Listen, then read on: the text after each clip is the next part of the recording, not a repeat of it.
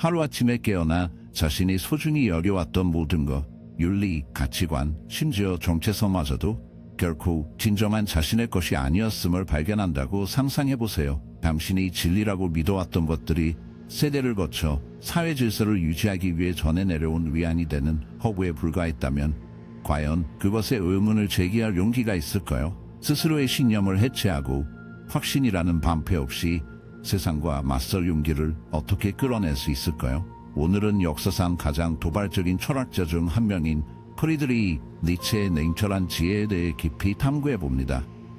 그의 생각은 단순히 급진적인 수준을 넘어 위험천만했습니다. 그는 도덕, 종교, 심지어 진리의 개념 자체를 정면으로 직면했죠. 어떤 이들은 그를 미친 사람이라 비난했고 또 다른 이들은 그를 예언자라 칭송했지만 한 가지 사실은 분명합니다. 그의 말은 당신의 세계관을 깊이 흔들어 놓을 잠재력을 지니고 있다는 점입니다. 제가 마지막으로 전할 통찰은 가장 깊은 의미를 담고 있습니다. 그것은 매우 변혁적인 아이디어로 한번 완전히 받아들이면 다시는 현실을 같은 시각으로 바라볼 수 없게 만들지도 모릅니다. 끝까지 함께하세요. 니체는 위안을 주거나 쉬운 답을 건네는 철학자가 아니었습니다. 그는 사람들을 깨우려 했습니다. 그는 세상을 있는 그대로 가혹하고 무관심하며 환상으로 가득한 것으로 보았습니다. 그의 철학은 행복을 쫓는 것이 아니라 고난을 받아들이고 강요된 교리를 거부하며 스스로의 가치를 창조하는 데 있었습니다. 그의 사상의 핵심에는 권력 의지라는 개념이 자리 잡고 있습니다. 다른 철학자들이 인간이 행복을 갈망한다고 주장하는 것과 달리 니체는 더 어두운 진실을 드러냈다. 인간 정신을 진정으로 사로잡는 것은 자신의 존재를 통제하려는 갈망, 현실을 자신의 무자비한 의지에 굴복시키려는 갈망이라는 것이다. 그는 정치, 예술, 자아통제와 같은 모든 거대한 업적이 바로 이 끊임없는 권력 추구에서 태어난 것이라고 보았다. 하지만 니체는 경고했다. 대부분의 사람들은 이 깊은 심연과 맞서지 않는다. 대신에 그들은 안전한 무리 속으로 파고들어 사회적 사슬에 묶이고 판단에 대한 두려움에 마비되어 가장 깊은 열망을 억누르며 답답한 군중 안에서 섞여 산다. 이것이 바로 서서히 퍼지는 병, 내면으로부터의 배반이라고 그는 말했다. 전통적 도덕, 특히 종교에서 태어난 도덕적 신념들은 대중을 노예로 만들기 위해 만들어진 음흉한 도구다. 이 도구들은 대중을 약하고 두려워하며 권위의 그림자 아래서 의심하지 못하게 유지하도록 설계되었다. 자신의 삶을 되돌아보라. 몇 번이나 자신의 진실을 삼켰고 목소리를 억누르며 거절당할 두려움에 시달렸는가? 몇 번이나 타인의 기대에 자신의 선택을 희생하고 수능이라는 차가운 토양 속에 자신의 욕망을 묻었는가? 니체는 이 악몽을 노예 도덕이라고 불렀다. 이것은 약함과 복종을 찬미하고 용기와 자기 주장에는 죄를 씌우는 독이다. 희생을 요구하고 죄책감을 숭배하며 복종을 우상화하여 인간의 의지를 속박한다. 가장 불안한 발견은 무엇인가? 이 도덕은 당신의 구원이 아니라 강자를 길들이기 위해 무력한 자들이 만든 세상이다. 위대함을 억누르고 야망을 벌하며 개성을 무겁게 짓누르는 교활한 힘이다. 사람들이 자신의 최대의 잠재력에 도달하도록 격려하기보다는 평범함을 받아들이도록 설득하는 것입니다. 여기에서 니체의 철학은 과감한 전환을 맞이합니다. 그는 단순히 이러한 관념을 비판하려 한 것이 아니라 완전히 해체하려 했습니다. 니체는 진정으로 살기 위해서는 상속받은 신념에서 벗어날 준비가 되어 있어야 하며 그것이 완전한 불확실성 속으로 들어가는 것일지라도 그래야 한다고 주장했습니다. 대다수는 여기서 멈춥니다. 익숙한 패턴에 집착하며 놓아버리는 것이 두려운 것이죠. 하지만 니체는 이것을 비겁한 행위로 보았습니다. 그는 유명한 말로 나를 죽이지 못하는 것은 나를 강하게 만든다 라고 했습니다. 그에게 있어 투쟁은 피해야 할 것이 아니라 필수적인 것이었습니다. 그는 진정한 힘이 고난에서 비롯된다고 보았고 진정한 성자는 고통을 요구하며 고통은 장벽이 아니라 자기 통달을 위한 필수 여정이라고 믿었습니다. 그래서 질문이 남습니다. 당신은 이 투쟁을 받아들일 준비가 되어 있습니까? 태어날 때부터 사회가 심어준 거짓에서 자신을 해방시킬 의지가 있습니까? 만약 그렇다면 니체의 철학은 두렵지만 동시에 해방적인 무엇인가 스스로 의미를 창조할 기회를 제공합니다. 이제 니체의 가장 불안한 선언으로 넘어가 보겠습니다. 신은 죽었다. 이것은 단순한 종교 비판이 아니었습니다. 오히려 엄중한 경고를 담고 있었습니다. 만약 오래된 가치들의 토대가 무너진다면 그때 우리를 인도할 것은 무엇일까요? 만약 우리의 도덕 감각이 단지 환상에 불과하다면 옳고 그름을 어떻게 구분하며 살아가야 할까요? 니체는 이 혼란을 인류가 암담한 공허 속에 고립되는 것으로 보았습니다. 절망이 크게 드리워지거나 운이 좋다면 위대함의 한 조각을 엿볼 수 있는 그런 공허 말입니다. 그렇다면 그런 공허에서 어떻게 앞으로 나아갈 수 있을까요? 익숙했던 물려받은 도덕이라는 나침반이 더 이상 방향을 가리키지 않는다면 존재한다는 것은 무엇을 의미할까요? 여기에 니체의 가장 오싹하면서도 깊은 도전이 있습니다. 그것은 바로 여러분의 삶의 경험 자체를 다시 생각하게 하는 문제입니다. 만약 당신이 소중히 여겼던 모든 것, 도덕, 가치, 옳고 그름에 대한 이해, 두려움에 떨며 그 희미해지는 믿음에 매달릴 것인가? 아니면 혼자라도 새로운 길을 개척하기 위해 미지의 세계로 나아가는 위험을 감수할 것인가? 이것이 니체 사상의 핵심에 깃든 소름 끼치면서도 이상하게 해방적인 질문입니다. 그가 신은 죽었다고 말했을 때 그것은 승리의 외침이 아니었습니다. 오히려 경종을 울린 것이었죠. 그는 오래된 확신들이 무너지고 종교적, 도덕적 기반들이 무너지는 것을 목격했습니다. 하지만 절망에 굴복하기보다는 그는 두려움, 죄책감, 복종에 얽매이지 않고 힘과 창조성, 그리고 자신을 극복하는 고통스러운 여정을 통해 새롭게 인생을 창조할 수 있는 끔찍하지만도 새로운 기회를 보았습니다. 이것은 우리를 니체의 가장 자주 오해받는 개념 중 하나로 이끕니다. 미버맨시, 즉 초인을 말합니다. 이 인물은 단순히 평균적인 사람보다 더 강하거나 더 지적인 버전이 아닙니다. 오히려 초인은 과거의 기만에서 벗어나 자신만의 가치관, 도덕, 그리고 목적의식을 창조해낸 사람입니다. 초인은 군중을 따르지 않고 타인의 인정에 집착하지 않으며 두려움에 굴복하지 않습니다. 대신 그들은 혼란과 고통, 그리고 예측 불가능한 인생을 온전히 받아들입니다. 니체는 이 경지에 도달하는 사람이 극히 일부에 불과하다는 점을 인지했습니다. 그는 인류를 두 집단으로 나누었습니다.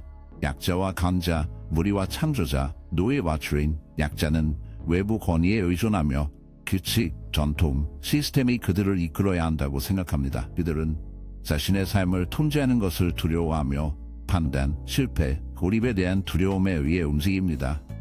반면 강자는 스스로 책임을 집니다. 그들은 자신의 선택에 따라 살기 위한 허락을 기다리지 않으며 종교나 사회, 전통에 의해 무엇이 옳은지 지시받지 않습니다.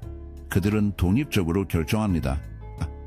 하지만 이 길은 쉽지 않습니다.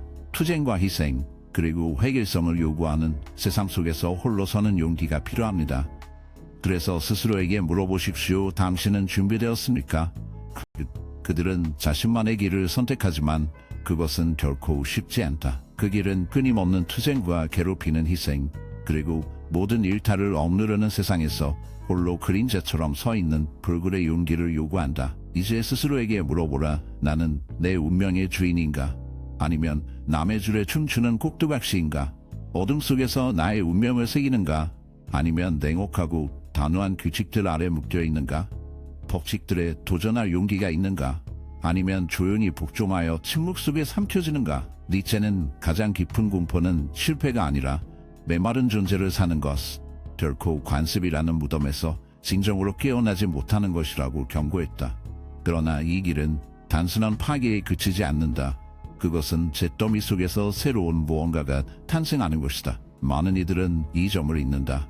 니체는 단지 신념을 파괴하는 자가 아니었다. 그는 사람들이 허울뿐인 환상을 깨뜨리고 그 깊은 곳에서 더 강력한 가치를 단조하며 홀로 길을 개척하고 무자비한 손으로 자신의 존재를 움켜잡기를 갈망했다. 그래서 그는 보편 도덕이라는 환상을 버렸다. 그것을 약자가 강자를 속박하기 위해 만든 족쇄로 보았기 때문이다. 돌에 새겨진 명령에 무의식적으로 복종하는 대신 원초적 본능과 가장 깊은 열망에서 자신의 규칙을 빚어야 한다. 하지만 조심해야 한다. 이 나락은 안전망을 제공하지 않는다. 옛 확신들이 혼돈으로 녹아들 때 어떻게 살아갈 것인가? 미침에 빠지지 않고 어떻게 자신의 신조를 만들 것인가? 니체의 어두운 약속은 자유지만 그 자유는 고독과 불확실성의 무게를 감당할 만큼 용감한 자만을 위한 것이다. 대부분은 피하며 대신 인도라 가장된 사슬을 갈망한다.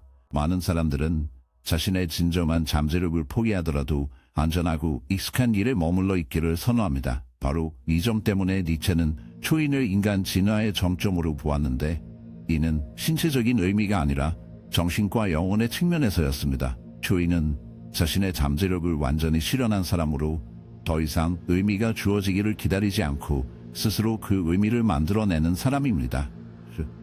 그래서 질문이 생깁니다. 당신은 이 도약을 할 준비가 되어 있습니까?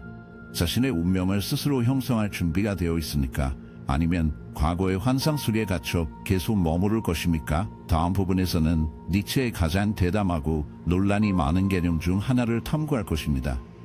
이 개념은 시간, 목적, 존재의 의미에 대한 우리의 근본적인 이해에 도전합니다. 상상해보세요. 당신이 하는 모든 행동, 내리는 모든 선택이 영원토록 반복되어야 한다면 과연 같은 삶을 살겠습니까? 이 불안한 생각이 바로 니체의 영혼의기 개념의 핵심입니다. 당신의 삶이 지금 그대로 변화 없이, 개선 없이, 도망칠 수도 없이 계속 반복된다면 어떨까요? 모든 행복과 실패, 모든 후회가 영원히 다시 사라지는 상황이라면 지금처럼 계속 살겠습니까? 아니면 모든 것을 변화시키겠습니까? 니체는 이 개념을 객관적 진리로 제시한 것이 아니라 오히려 심리적 실험으로서 자신이 진정으로 운명지어진 삶을 살고 있는지 평가하는 방법으로서 제안했습니다. 만약 인생을 다시 살아야 한다는 생각에 공포를 느낀다면 어쩌면 당신의 존재는 진정한 것이 아닐지도 모릅니다. 아마도 두려움, 사회적 기대, 혹은 진정으로 내 것이 아닌 삶이 여전히 당신을 붙잡고 있을 수 있습니다. 여기서 니체는 우리에게 가장 깊은 두려움과 마주하라고 도전합니다. 대부분 사람들은 시간이 무한하다고 행동하며 꿈을 미루고 진정한 욕망을 억누르며 다른 사람들이 기대하는 대로 순응하면서 언젠가 살게 될 거라 가정합니다. 그러나 만약 그 순간이 결코 오지 않는다면 이 삶이 모든 세부 사항까지 포함하여 당신이 평생에 걸쳐 가질 유일한 삶이라면 영원의 길을 받아들인다는 것은 자신의 삶에 대한 완전한 책임을 진다는 뜻입니다. 즉, 당신이 매 순간을 반복해서 영원히 경험할 만큼 의도적이고 의미 있게 살아야 한다는 의미입니다. 문제는 대부분의 사람들이 이런 종류의 책임감을 감당할 준비가 되어 있지 않다는 것입니다. 그들은 자신의 부족함을 운명이나 사회, 상황 탓으로 돌리거나 의미가 주어지는 것이 아니라 스스로 창조해야 한다는 사실을 믿지 않으려 합니다. 니체는 이것을 가장 심한 자기 기만으로 보았습니다. 는 삶의 가혹함을 운명으로 받아들이지 않는 사람들을 존경했다. 역경에도 불구하고 용기를 내어 삶을 자신만의 흔적으로 새롭게 빚어내는 이들. 그는 예술가들, 투사들, 꿈꾸는 자들, 삶이 그저 자신들을 휩쓸고 지나가게 내버려두지 않고 세상이 그들의 의미를 받아들이도록 강요하는 사람들을 흠모했다. 그는 최고의 목표가 행복을 추구하는 것이 아니라 자신이 되는 것을 넘어서는 고통스럽고 끊임없는 노력이라고 믿었다. 이제 당신의 날들을 떠올려보라. 만약 지금의 모습 그대로 그날들을 반복해서 살아야 한다면 미약한 희망이 당신의 마음을 데울까? 아니면 절망이 뼛속까지 스며들까? 당신은 영원히 반복해도 견딜 수 있는 삶을 살고 있는가? 아니면 두려움의 고리 속을 헤매는가? 니체의 시험은 어려움을 피하는 이들을 위한 것이 아니다. 쉽고 확실한 길을 찾는 이들에게는 도피처를 제공하지 않는다. 그 시험은 오직 자신의 삶을 완전히 붙잡을 준비가 된 이들에게만 부여된다. 변명 없이 자신을 마주하고 순수한 책임의 무게를 견딜 자들에게.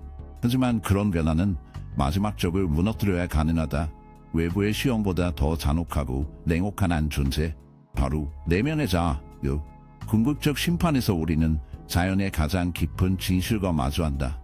겁쟁이와 용감한 이, 수동적인 자와 창조자, 단지 살아있는 자와 진정으로 사는 자를 가르는 연약한 경계, 사회의 무거운 요구, 도덕 규범의 거짓 약속, 알 수 없는 것에 대한 어두운 공포보다 더욱 무서운 적이 있다면 그것은 바로 끝없이 내면을 따라다니는 그림자이다. 니체는 가장 어두운 전투가 우리 밖 잔혹한 운명의 뒤틀림이나 고통의 고문 속에 있는 것이 아니라 바로 우리 자신의 왜곡된 정신의 통로 안에 있다고 보았다. 대부분의 영혼은 자신에게 갇힌 죄수이며 그들의 정신을 갉아먹는 두려움과 그들 스스로의 의심과 연약함으로 단조된 쇠사슬에 묶여있다. 자연의 가장 냉혹한 편결은 차갑고 절대적이다. 진정으로 살아있으려면 자신을 파괴해야 한다. 육체가 아니라 정신에서 얕은 위안에 집착하고 책임의 무게를 회피하며 변명을 방패 삼아 숨는 이 약하고 불쌍한 자아는 반드시 죽어야 한다. 니체는 인간은 극복되어야 할 어떤 것이다 라고 속삭이며 무서운 진실을 전했다. 인류는 정점이 아니라 그림자이며 존재와 그 너머의 공포 혹은 승리 사이의 단지 문턱이다. 이 시면을 건너기 위해서는 끊임없는 내면의 전쟁이 필요하며 오래된 자아가 뱀이 허물을 벗듯 피 흘리며 떨어져 나갈 때까지 찢어지고 재구성되어야 한다. 차갑고 죽었으며 덥고 죽었으며 이상 당신의 일부가 아닌 상태로 이러한 무자비한 변형을 통해서만 당신은 그 경계 너머에 다가갈 수 있다. 앞으로 나아가는 길은 어둠에 잠겨 있으며 영혼의 익숙한 감옥에 대한 폭력으로 가득 차 있다.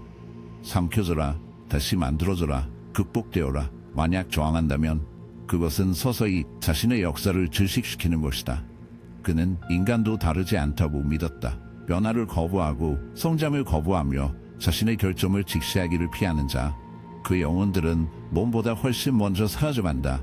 그는 변화를 환영하는 드문 이들을 존경했다. 끊임없이 자신을 도전하며 결코 만족하지 않고 과거의 정체성에 얽매이지 않는 자들. 이것이 그에게 초인의 핵심이었다. 태어날 때부터 찬란한 존재가 아니라 전투와 고난을 거쳐 단련되고 과거의 그림자를 넘어선 존재였다. 그러나 현실의 쓴맛은 가혹하다. 대부분은 이 길을 걷지 않을 것이다. 그들은 위대함보다 편함을 선택하고 미지의 세계를 받아들이기보다 확실함에 집착한다. 그들은 자신이 될 수 있는 가능성 대신 현재의 자신에 갇힌 죄수로 남아있다. 이보다 더 큰 슬픔은 없다. 죽음도 고통도 실패도 아닌 잠재력의 조용한 사례다. 그러니 묻자 당신은 성장하고 있는가? 아니면 썩어가고 있는가? 당신은 인생을 주도하는가? 아니면 다른 이들의 통제 아래 표류하고 있는가?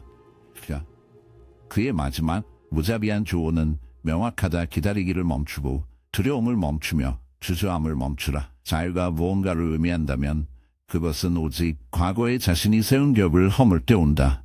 궁극적으로 구세주는 오지 않는다. 신도, 정부도, 이념도 당신에게 목적을 주지 않을 것이다. 당신 존재의 의미는 오로지 당신만이 만들어낼 수 있다. 당신은 그것으로 무언가를 만들 것인가? 아니면 결코 오지 않을 기적을 기다리며 그것이 사라지는 것을 지켜볼 것인가? 그 선택은 늘 당신에게 무겁게 놓여 있다.